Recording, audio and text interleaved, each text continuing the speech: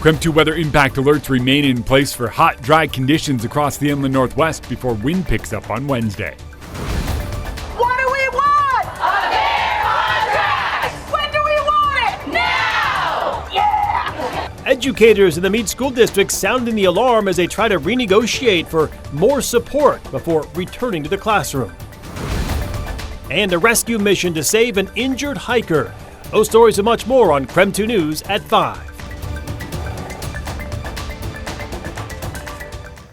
We start with some breaking news tonight as we are tracking 2 fires that are prompting evacuations. Thank you for joining us for KREM 2 News at 5 tonight.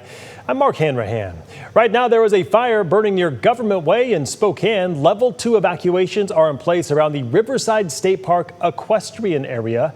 Level 2 means be ready to leave. We will continue to give you updates on this fire as we learn more.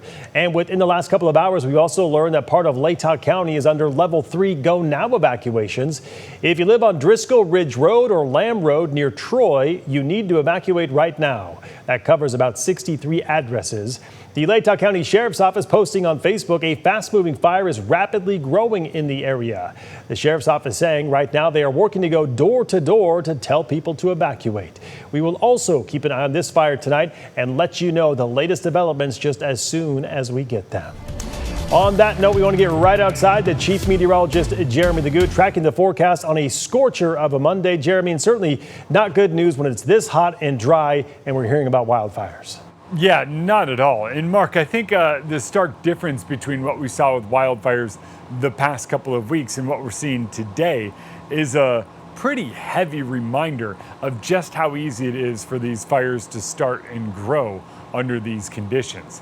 We're under that weather impact alert because we are hot, mid-90s in eastern Washington and North Idaho, triple digits in Lewiston, Moses Lake, Othello, close to it in Wenatchee, Walla Walla, Richland, Yakima, you're in the triple digits.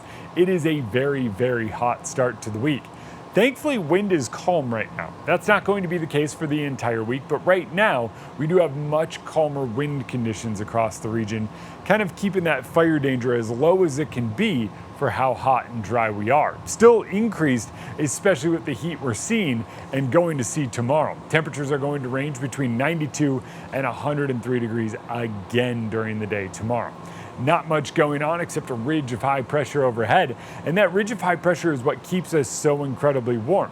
We are going to drop a decent amount overnight, but that still keeps us in the mid to upper 60s. Tomorrow afternoon, we are back every bit as warm as we are today, if not a little bit warmer.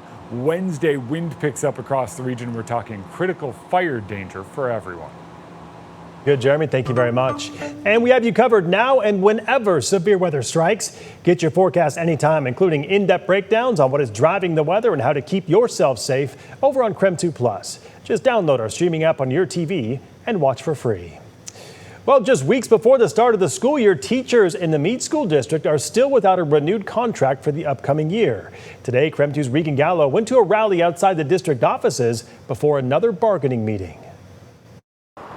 In 2 weeks, Mead Education Association members say teachers are set to return. But before reaching a deal with the district, they say teachers need more support in the classroom. It's a bargaining battle up until the last second.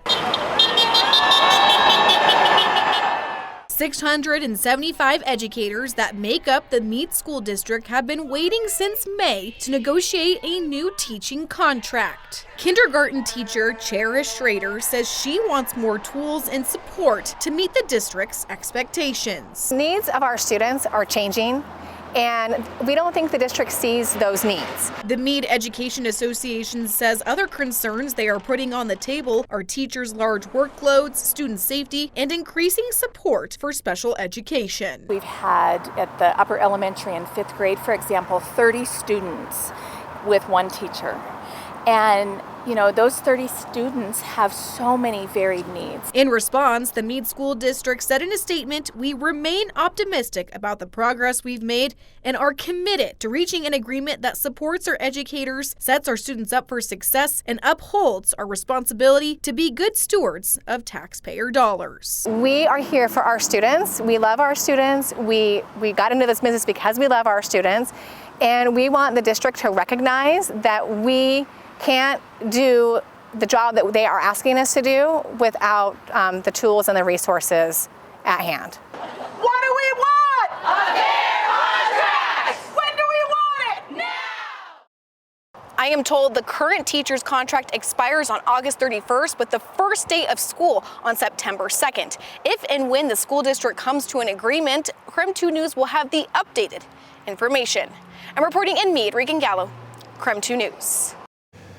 Tonight, the Coeur d'Alene Public School Board is discussing potential changes to its ban on cell phones during school hours. KREM 2's Amanda Rowley shares how some restrictions may be loosened in Coeur d'Alene high schools. Amanda?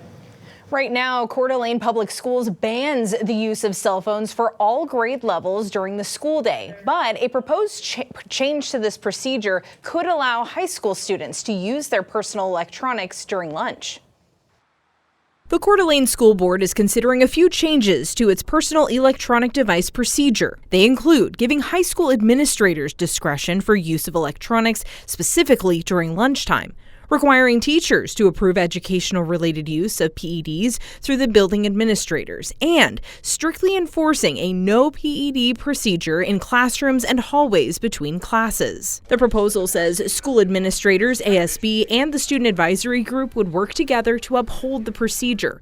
The plan for implementation would also include regular check-ins and monthly feedback reviews with the student advisory group. There won't be a vote on this proposal since it's not a change to policy, but if the school board has any issues, it could request another proposal. But if there are no issues, proposed changes to the procedure would go into effect this upcoming school year in high schools only.